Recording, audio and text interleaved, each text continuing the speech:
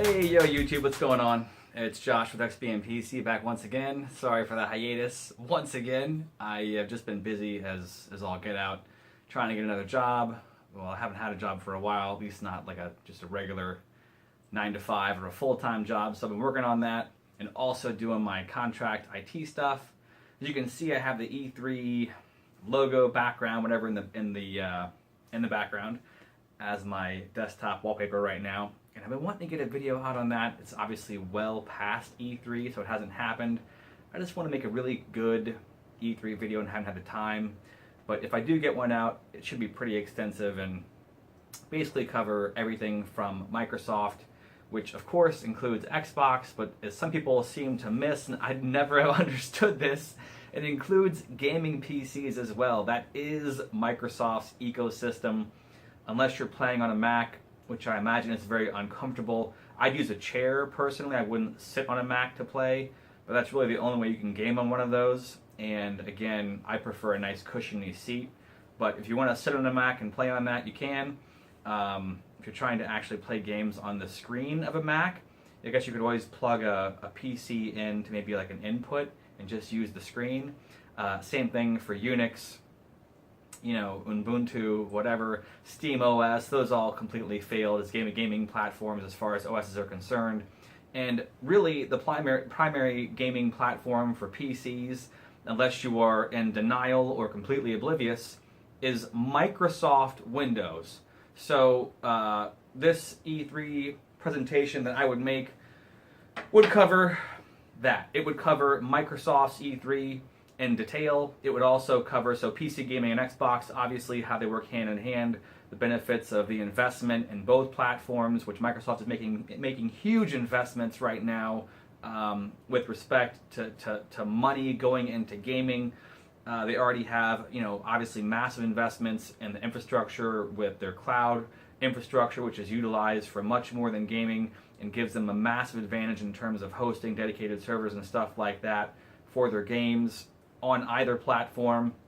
But I'd also cover Sony, also cover Nintendo, and the other stuff out there as well. I don't know if I'd touch on mobile, but even that to a certain extent is relevant, obviously. But today's video, I want to talk to you guys about the inevitability of glue. Basically, AMD, when they released Ryzen, took off the gloves. They said, you know what, Moore's Law, go fuck yourself. We're not abiding by this anymore. We've been behind. We realize we've been behind on process, fabrication, node, whatever you want to call it, forever. Intel has had the lead. They've had, regardless of our availability, to be able to go to whomever we want to make our chips, TSMC, Global Foundries, Samsung, whomever, and have them make our chips. Intel really has had the process lead for a long time, and to get past that hurdle, we can see they had the foresight even before. People have recently seen Intel's struggles with 10 nanometer getting down to that smaller node. They had the foresight to say, hey, look, Moore's Law really can't continue. We're running into all these walls in terms of being able to shrink down smaller and smaller. It's becoming more and more challenging. And we are going with an MCM or a multi-chip modular design as opposed to a single monolithic design philosophy for CPUs. And this is relevant for not only CPUs, but really any integrated circuits, GPUs as well. And I want to touch on all that today and the reasons that monolithic is still important, but that MCM is necessary, and how much of that is necessary, and how much that's going to impact kind of competition and performance, etc. So getting down into it is AMD right now produces, basically their smallest monolithic chip that they produce for a CPU anyway is a CCX. It's a 4-core, can be hyper-threaded obviously, but it's basically 4 physical cores, and that is a CCX unit. You'll find that in their mobile chips. You'll find that in their desktop chips. You'll find that all the way up to their server chips. And really all they're doing is combining that with glue to other CCX units, but they can get down to a single monolithic piece of silicon that includes 4 logical CPU cores. Now, if 2 of those are defective, they could put out a SKU that has 2 cores enabled, and that's fine. That's just binning. But where that kind of bites them in the ass is where, like in mobile right now, Intel has a 6-core, 12-thread CPU. AMD, trying to stay within the power envelope of whatever they're trying to stay in there, whether it be 15-watt ultra-low power or 35, 45 watts for, high-power mobile platform CPUs, etc. It's challenging to fit 8 cores and 16 threads, even on their current 12-nanometer, technology, process, whatever. So, they do have, as I mentioned in my last video, they do have superior graphics, obviously, which Intel is working on dedicated graphics with some old NVIDIA patents, and touch on that a little bit later on. But the question for me is, and I've been talking about this for a while, will AMD move to a 6-core CCX unit when they shrink down to 7 nanometers? Will that extra, the density in terms of, transistor density, allow them to, with confidence produce 6-core CCX units? And will we see, as opposed to, like an 8-core, 16-thread max on the AM4 desktop side, will we start to see things like, a 12-core, 24-thread AM4 socket-compatible CPU? Also, as mentioned before, you've seen leaks in the past where AMD has said we're going to have Starship server CPUs with, I think it was 48 cores, 96 threads. I told you guys a while ago about how the only way they can actually achieve that was to go with that 6-core CCX process. And I personally think when Zen 2 hits that we will see a 6-core CCX. I think that Intel will pretty much glue together whatever they have to stay competitive, but they're really going to have to start using glue, like AMD does with using multiple chips on a single package, essentially, just like the current dual CCX AM4 chips use, just like the high-end desktop server CPUs from AMD use. Intel can't realistically keep up with a multi-core, a multi-chip modular design in terms of core count. They can't make chips that are monolithic, that have 32 threads, 64 cores, and expect to get yields and costs down to be competitive. Now they'll perform extremely well if they get one of those chips off a wafer that has no defects and can sell it, but it's going to cost somebody $5,000, and they just realistically cannot compete. They're going to have to use some glue.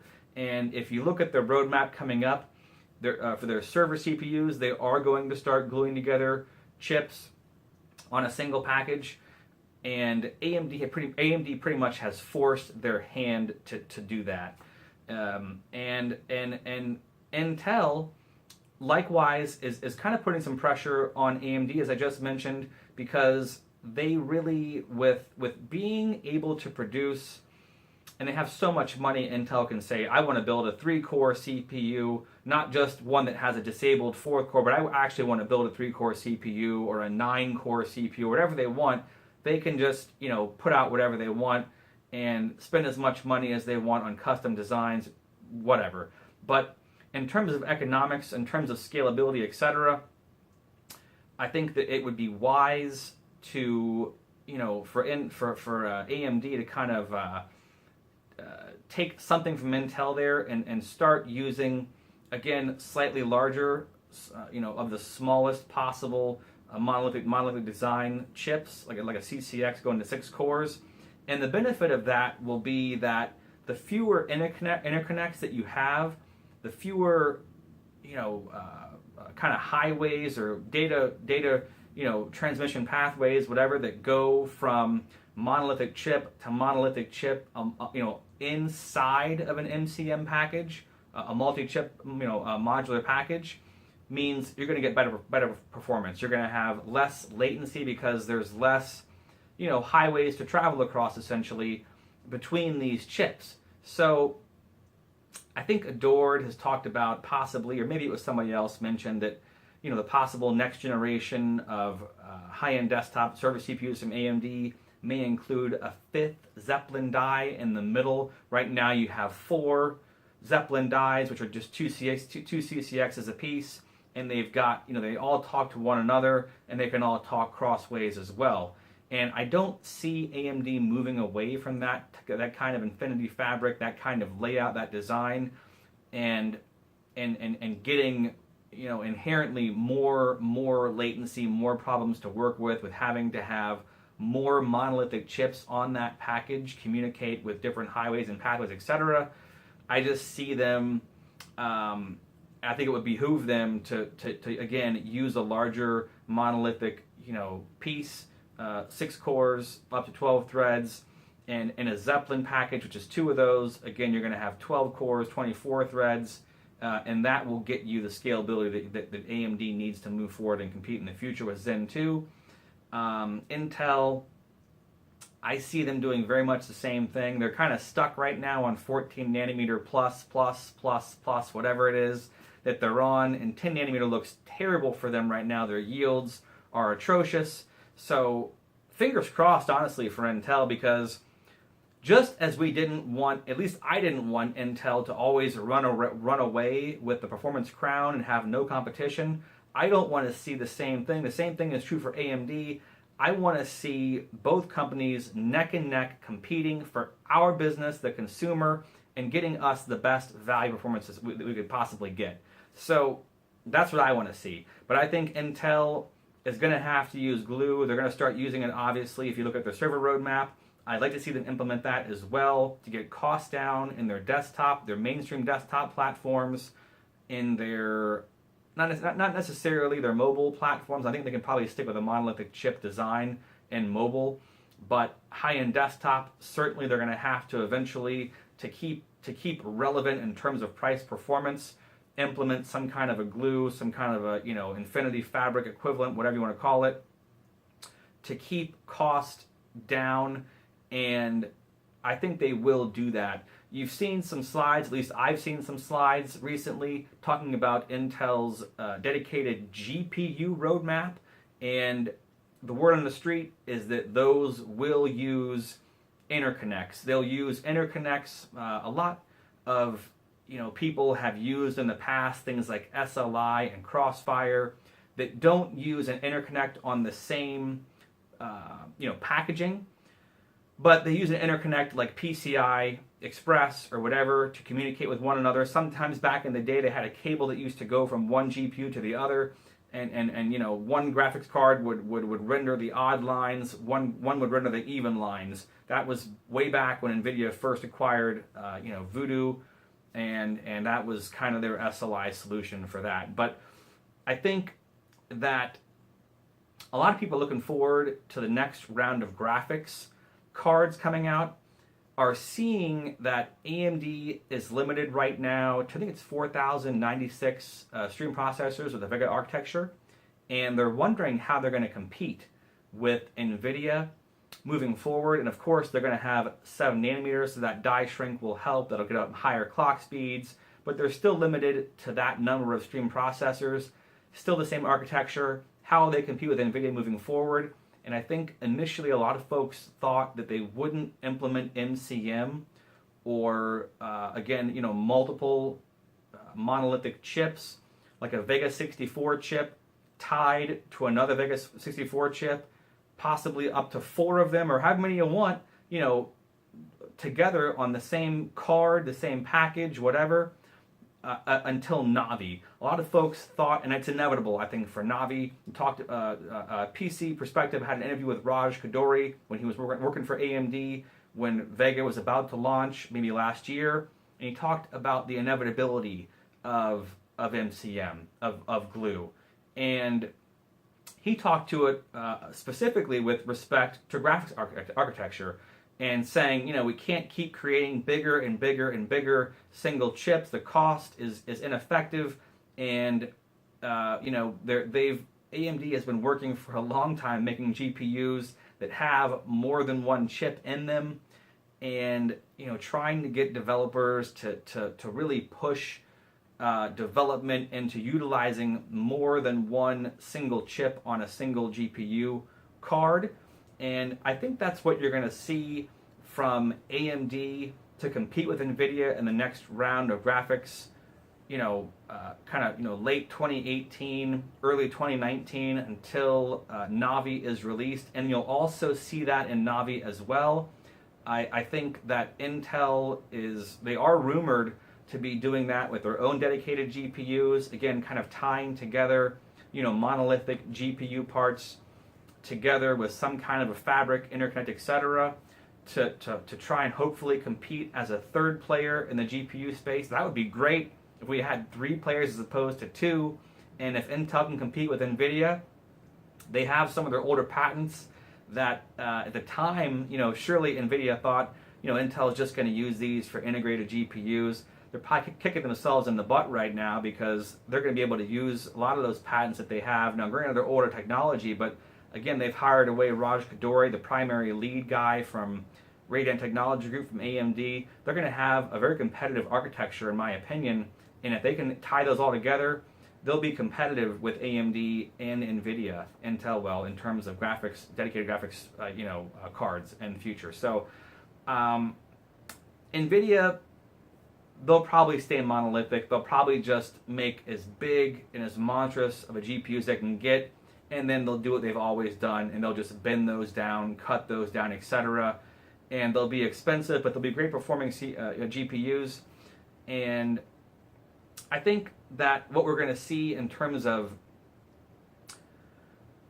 how long it's going to take and how much developer support and how well that goes isn't going to be based on PC hardware. I think what we're going to see is you've got the Xbox, the next Xboxes. I did a video a while back about, you know, one of my first videos, but it was about, you know, if Microsoft or Sony were to offer different levels of consoles with different amounts of power, etc., you know, would you guys buy those? Phil Spencer mentioned in his E3 briefing that they're going to be releasing multiple next generation consoles, not just one. So I believe that we will see different kind of levels that we currently have. You know, an Xbox One S, an Xbox One X. We currently have a PS4, a PS4 Pro. Now that kind of happened because whatever, they wanted to one-up each other, etc. But in the next generation, I think that these tiers will come by design to allow consumers choice. How much money do you want to spend? How much power do you need? You know, what do you want? And I think that AMD is still going to be the logical manufacturer of these customized chips. You know, I saw, again, I mentioned earlier again that Microsoft is going to dump a ton of money into staying ahead in terms of console, not only game development, they're dumping a ton of money into buying up independent studios for exclusive games for Microsoft's platform. Yes, PC, Windows, Microsoft Windows, PC, as well as Xbox. But they're also going to try and dump a ton of money into maintaining console supremacy in terms of hardware, which they've really only lost one time with the Xbox One.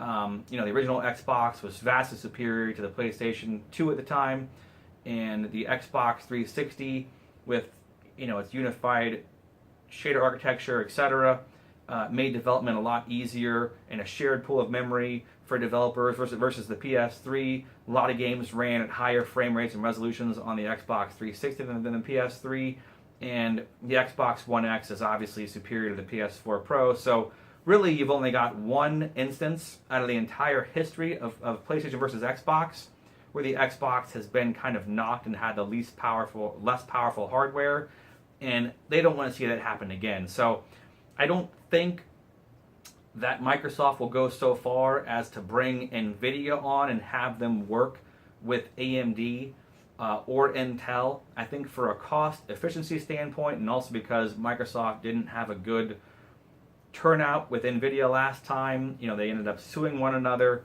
and nVidia is they're just bastards in my opinion. Their business practices are just in the gutter in my opinion. But I think that AMD, and don't get me wrong, they've got great technology. A lot of the stuff that they do though, they make proprietary intentionally.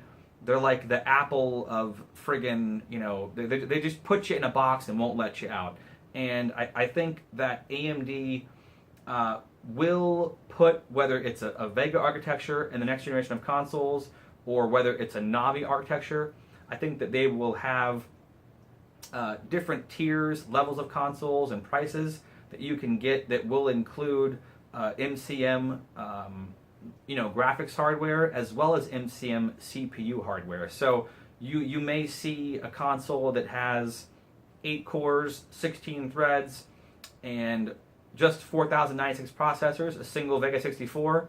You may see a console that has, if it's on 7 nanometer, and my predictions are correct about, a 6-core CCX, maybe it'll have 12 threads, 12 cores, 24 threads, or up to that rather, and it may implement a Navi architecture GPU or multiples thereof in an MCM package that could have as many of next generation graphics cores from AMD as possible, or as much as you could afford reasonably for a consumer level console. But anyway, guys, again, there are benefits to both of these things. There are benefits speed-wise. You've got reduced latency within a monolithic design because you don't have to go across any highways to get to talk to other chips on the same package. But we can't keep shrinking down further and further and further. And again, AMD has taken the gloves off, and they have said, we are going to use glue. If you guys don't use glue, Intel, I don't know if nVidia will anytime soon, but people, I think, inevitably are going to have to embrace some kind of data pathways amongst monolithic chips, in their hardware, whether that is CPUs or GPUs. And you already see that with SoCs today, people using interconnects on the same package for things outside of the CPU and GPU in SoCs, etc. So it already happens, and it's not that big of a deal. It's just a way to reduce cost, but it does affect latency somewhat. It's going to be interesting to see how Intel and AMD and even nVidia in the future move forward with this whole monolithic, how big do we go in terms of, our smallest monolithic part? How well can we scale these out using glue, Infinity Fabric for AMD, whatever Intel's equivalent is, and nVidia, I'm sure at some point, once manufacturing, stops being able to shrink down further and further, if it does, or at least to maintain cost efficiency and competitiveness, maybe with Intel here in the near future in 2019, in terms of GPUs. We'll have to see how that pans out. But let me know your comments down below. Let me know your thoughts. If you think that AMD will move to an 8-core CCX, I don't really see that happening personally because, again, the yields, I don't know if that would work out for them too well. And I think to maintain lower cost and still have good scalability, I think a 6-core CCX would be a good move for them. Intel, what will they do? NVIDIA, will they stay monolithic completely, or will they embrace glue as well? Again, I will try and get you guys out the E3 video, the Xbox video. I've been promising you guys forever, but I've been busy AF with all this different stuff I'm working on to try and re-engage with work. Other than that, hope you are all doing phenomenal out there with your work, with your lives, just being happy. Take advantage of each day you get. It's a gift, and I'll see you guys in the next one. Peace out.